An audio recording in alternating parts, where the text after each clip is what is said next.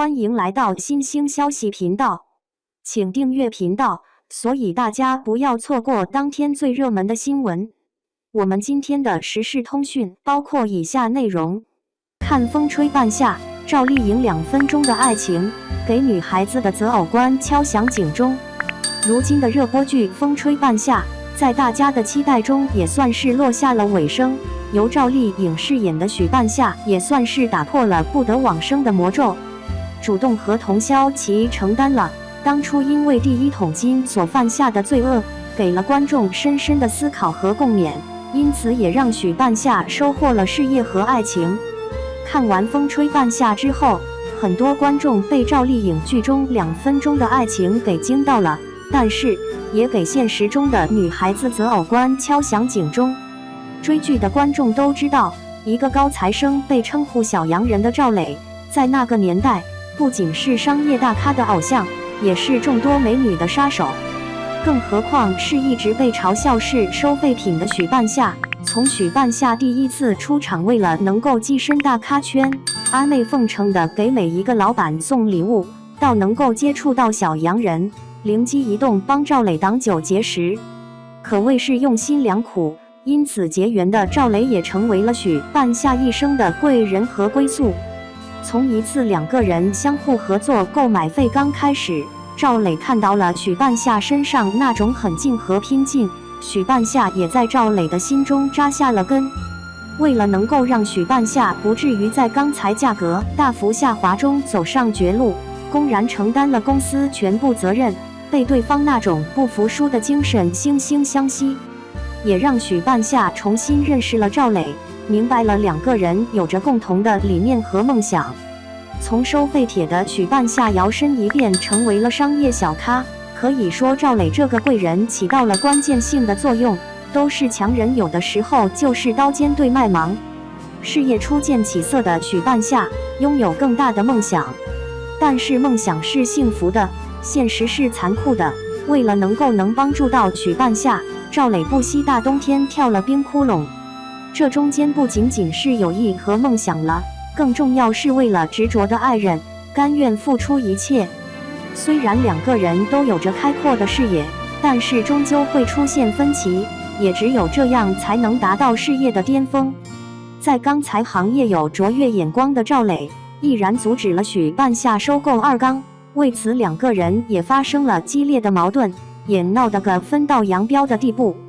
不得不说，聪明的人在冷静下来是会回味自己的做法和想法的，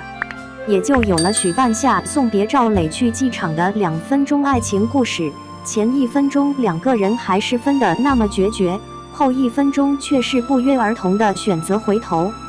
由分手变成了求婚，可想而知相互间都住着对方，更有着一种深深爱。不得不说，双向奔赴的爱情就是人间最美的感情。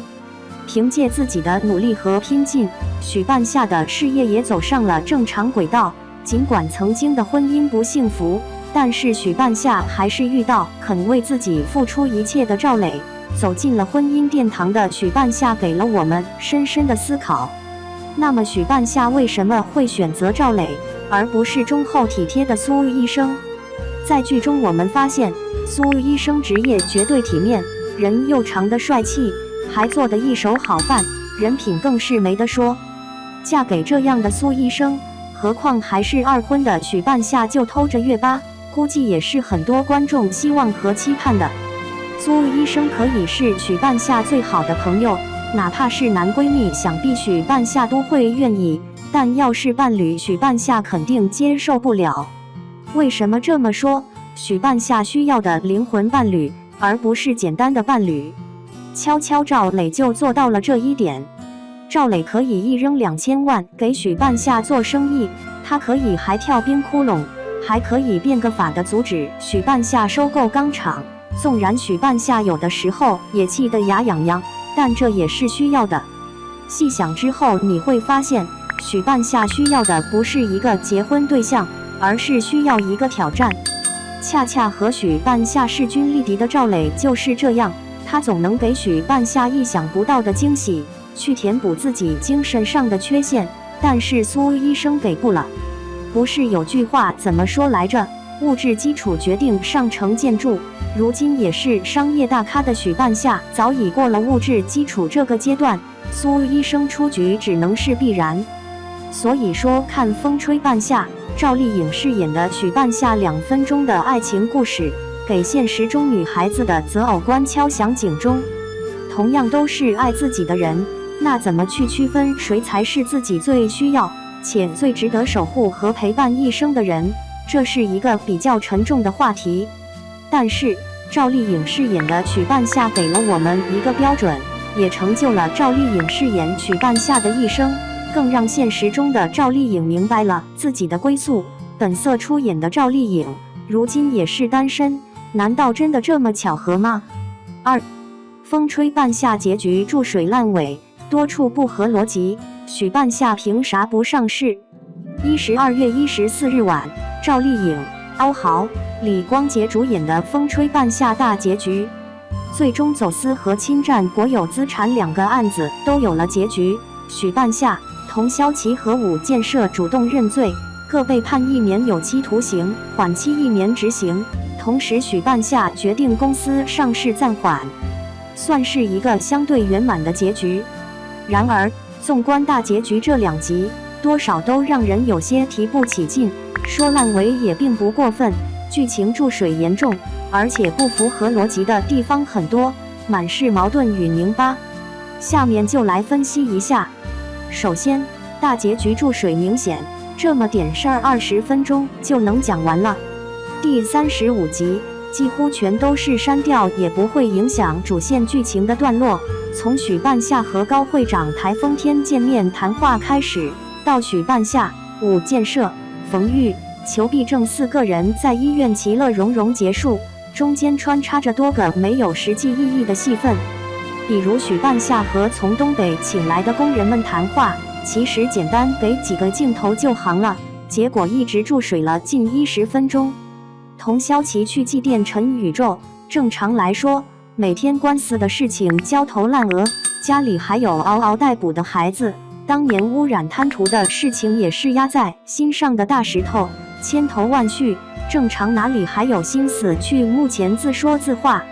以及用各种回忆撑时长。许半夏和童潇齐喝酒回忆一波，后面在医院又回忆一波，这回忆是不是有点太多了？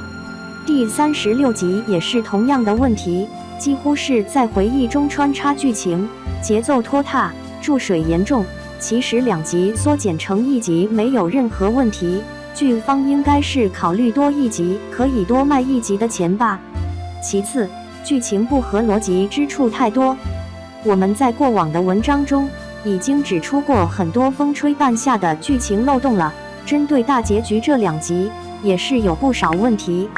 比如高会长和许半夏在调查期间都要不定时的配合有关部门，被叫去问话。要知道2个人在外界看来很可能有直接的利益关系，而且高会长的女儿又嫁给了童潇齐，那么在调查期间，按理说2个人不用说见面，连通个电话都会很敏感吧。大结局了，编剧也不遗余力的给许半夏加人性光环，彰显他是个有责任感、有担当的企业家，是个好人。于是剧中有一段是他拿出房产证、行驶证等，让野猫帮他将这些处理折现。这是欺负观众都是法盲吗？无论是走私还是侵吞国有资产，都是重罪。不但公司资金会被冻结，实际控制人的个人资产也会被冻结。对了，许半夏还交代下面的人将公司账上的钱发给员工，这也是不可能的。还有5建设，他是如何蹦跶到最后的？通过剧情可知，许半夏接手了省2钢之后，肯定是经营了一段时间才谋求上市。当时给出的时间线已经到了2002年年末。5建设偷排污水污染环境，造成很严重的后果，怎么就能让他在外面又蹦跶了那么久？偷排和后面的侵吞国有资产案相隔那么久，最后就一起算账了。而且大结局也有矛盾和拧巴之处，前面的贪图污染和后面的走私及侵吞国有资产编剧一方面在极力强调许半夏没错，不是他的责任，他不应该担责，一直在强调这样的价值输出。然而，大家都懂，总不能说对他的调查和判决是错的吧？于是结尾只能安排他主动认罪，放弃上市等桥段，看得很让人难受。而且后面还在不断说教、上价值，也让人觉得味同嚼蜡。还有矛盾和拧巴。其实原著小说不得往生没写到钢铁公司上市，自然也就没有后续这些问题。电视剧把摊子铺到这么大了，却没能很好收尾。许半夏在会议室夸夸其谈，说要有责任感，上市自己良心不安。他就没想过，公司不是他自己一个人的，是全体股东和公司高管的。他为了自己心安，拉上所有人跟他一起背锅。更何况，公司上市，创造更多价值，多纳税，不正是一个企业家该做的事情，该有的担当吗？总的来说，大结局两极，一直在过分煽情，沉浸在自己的感动里，不顾剧情逻辑，实在是有些遗憾啊。